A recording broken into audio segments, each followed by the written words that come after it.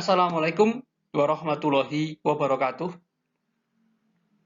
Terima kasih sudah menyempatkan waktu untuk mengikuti pembelajaran di channel Sapa Psikologi.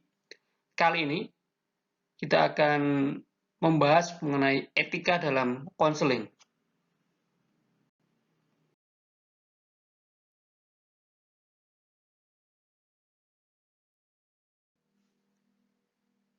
Berikut adalah Ethical Standard of Psychology menurut American Psychological Association. Ada beberapa standar etika menurut APA. Yang pertama adalah tanggung jawab dari seorang konselor tentunya. Yang kedua adalah kompetensi dari seorang konselor yang cukup untuk melakukan konseling. Kemudian yang ketiga adalah kerahasiaan, baik kerahasiaan data, identitas klien dan sebagainya, gitu ya. Kemudian adalah hubungan antara profesi dengan profesi yang lain, psikolog, guru, psikiater dan sebagainya. Kemudian adalah hubungan konselor dan klien. Kemudian adalah publikasi hasil dari konseling. Itu juga adalah ada etiknya nanti ya, mana yang boleh dipublikasi, mana yang tidak boleh. Kemudian aktivitas promosi dirinya, mengenalkan dirinya bahwa dirinya konselor kepada khalayak umum atau masyarakat supaya yang lain bisa melakukan konseling dengan konselor tersebut, tanggung jawab organisasi dan sebagainya. Nah, semua etik menurut EPI ini akan kita kupas, kita bahas satu persatu berikut ini.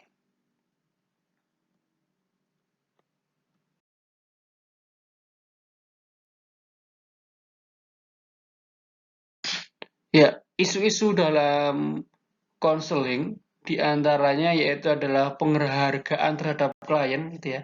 Ini yang kita bahas berdasarkan tadi ya, etika standar menurut APA.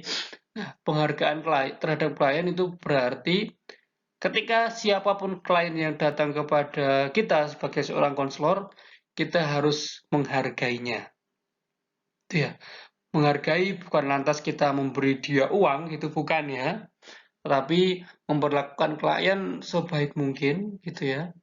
Sebisa mungkin tidak mengecewakan klien dengan memberikan pelayanan yang excellent. Kemudian yang kedua adalah batasan dalam hubungan klien dan konselor. Hubungan klien dan konselor itu hanyalah sebatas hubungan profesional. Konselor memecahkan atau membantu setiap permasalahan klien. Kemudian juga tanggung jawab konselor, yaitu tanggung jawab konselor terhadap klien meliputi keselamatan diri, kerahasiaan data, gitu ya, dan sebagainya. Penjabarannya nanti ada di setelah ini. Kemudian juga kompetensi konselor berarti adalah pendidikan konselor harus memenuhi. Juga selain itu adalah jam terbang dari konselor itu sendiri. Kemudian yang selanjutnya adalah rujukan. Jika tidak dapat menangani konseling tersebut, bisa merujuk kepada orang yang lebih berkompeten lagi, misalnya konselor yang lain, yang menurut kita dia kompetensinya lebih tinggi, ataupun kepada psikolog, psikiater, dan sebagainya. Selanjutnya yaitu isu tentang penghentian konseling. Konseling bisa dihentikan apabila membahayakan klien, membahayakan konselor. Juga konseling bisa dihentikan apabila klien tidak merasa berubah dan sudah dicoba berulang kali, makanya perlu dirujuk kepada yang lebih berkompeten. Selanjutnya isu tentang tanggung jawab hukum. Apapun pelanggaran hukum yang dilakukan konselor harus siap menerima hukuman. Begitupun dalam proses konseling apabila klien melakukan tindakan yang membahayakan konselor dan di mata hukum salah juga bisa diproses secara hukum. Selanjutnya itu adalah isu promosi diri, yaitu adalah mempromosikan dirinya supaya tadi ya di etik APA supaya bisa laku dan menjadi rujukan orang lain untuk konseling.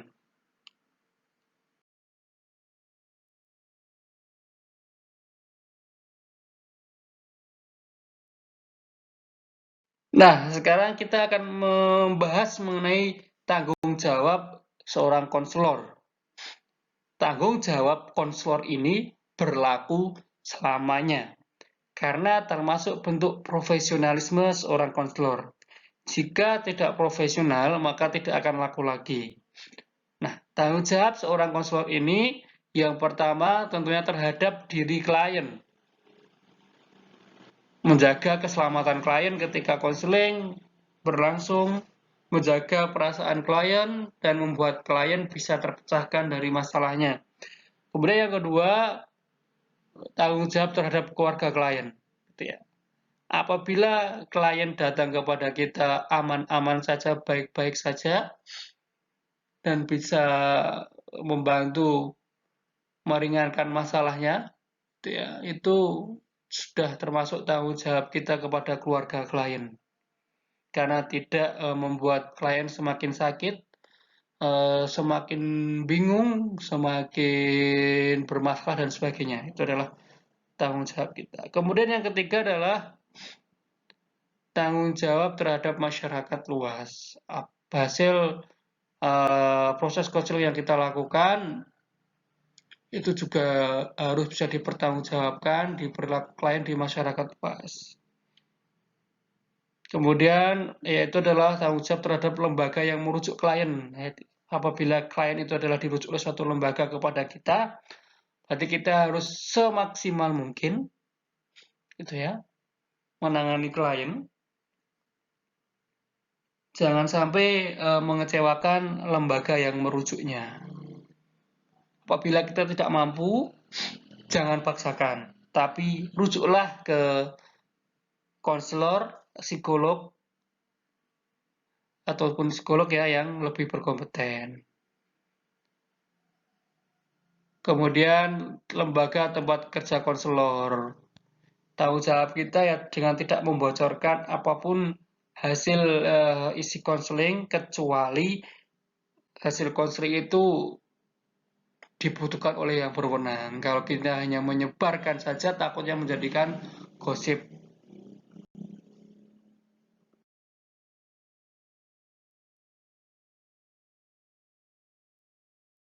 Selanjutnya yaitu adalah kesejahteraan. Kesejahteraan yaitu konselor wajib mendahulukan kesejahteraan kliennya gitu ya. Berarti ketika dia datang ke tempat kita untuk konseling, kesejahteraannya seperti diberikan tempat yang layak, tempat yang nyaman gitu ya. Jangan lupa juga diberi minum minimal ya, supaya ketika konseling dia tetap terjaga ion tubuhnya.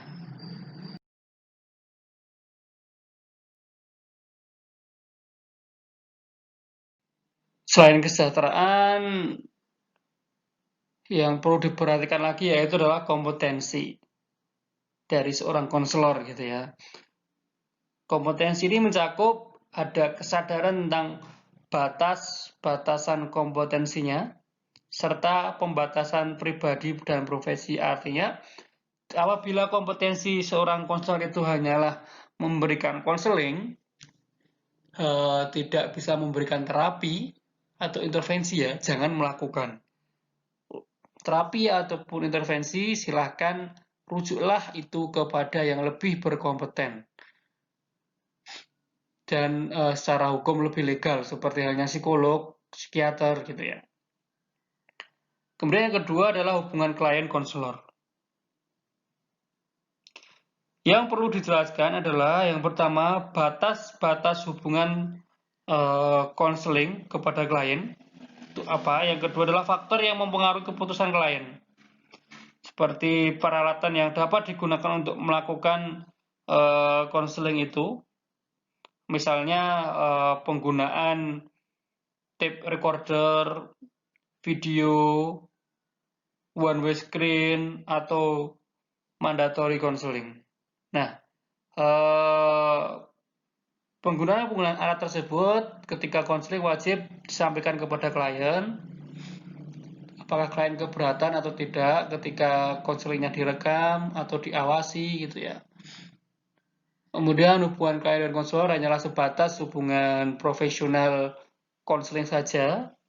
Apabila hubungan klien dan konselor mengarah ke perasaan seperti rasa saling suka dan sebagainya, sebaiknya hentikan konseling dan arahkan konseling ke konselor yang lainnya. Yang ketiga adalah kerahasiaan.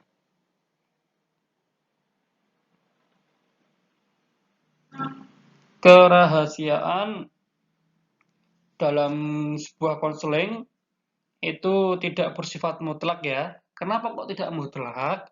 Karena yang pertama, hasil dari konseling bisa untuk membuat catatan rekam medis atau kesehatan fisik apabila diperlukan oleh yang berwenang. Kemudian yang kedua, persyaratan misalnya dia konseling datang itu disuruh oleh atasannya, berarti kan bisa menjadi persyaratan dari atasannya ataupun itu bisa kita berikan hasil kepada atasan ataupun ketika konseling ini adalah konseling latihan sehingga hasil konseling ini diberikan kepada supervisor yang mengawasi konselor ketika latihan konseling ini.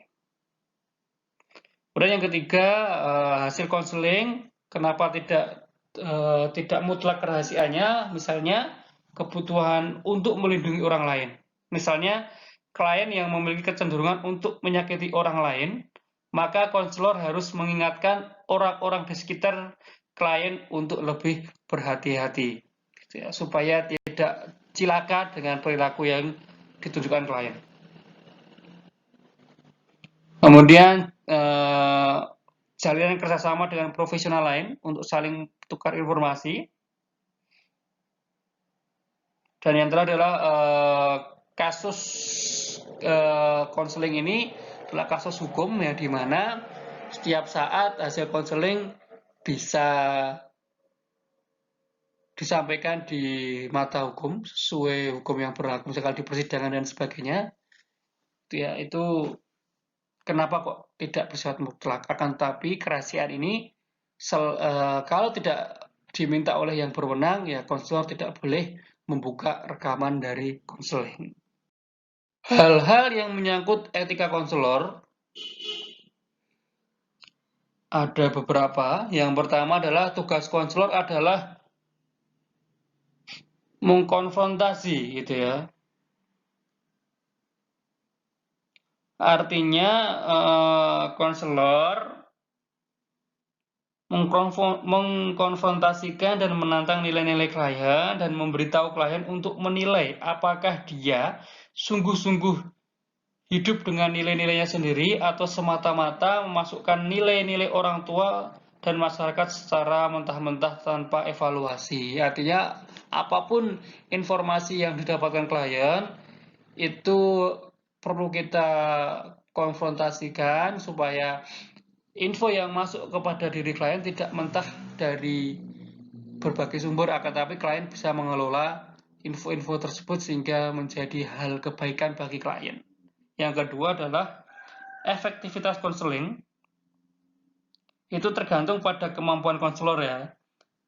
Untuk memelihara hubungan pribadi yang sehat. Hubungan yang sehat bisa terhambat karena masalah pribadi yang ada pada konselor. Artinya ketika akan melakukan sebuah konseling, konselor sendiri harus terbebas dulu dari masalah-masalahnya, terutama masalah yang besar. Artinya konselor juga harus sudah siap untuk memberikan konseling tanpa ada beban dan tekanan.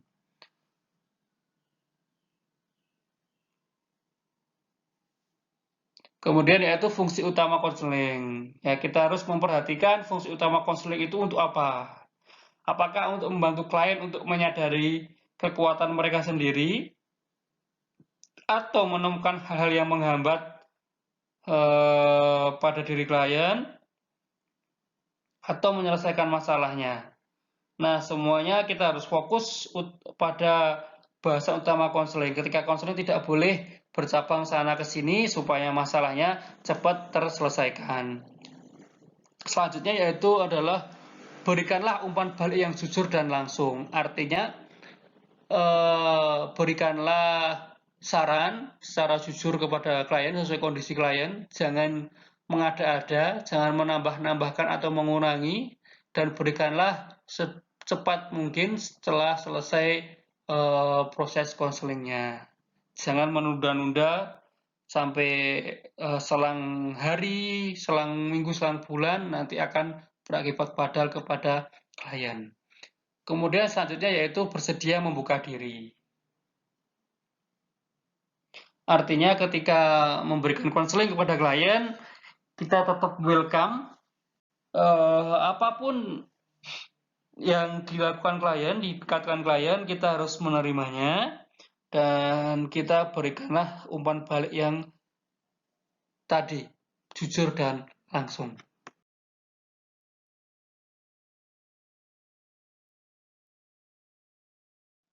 Nah, terima kasih telah menyaksikan tayangan video pembelajaran kali ini. Semoga bermanfaat dan bisa di-share kepada yang lainnya. Sekian. Wassalamualaikum warahmatullahi wabarakatuh.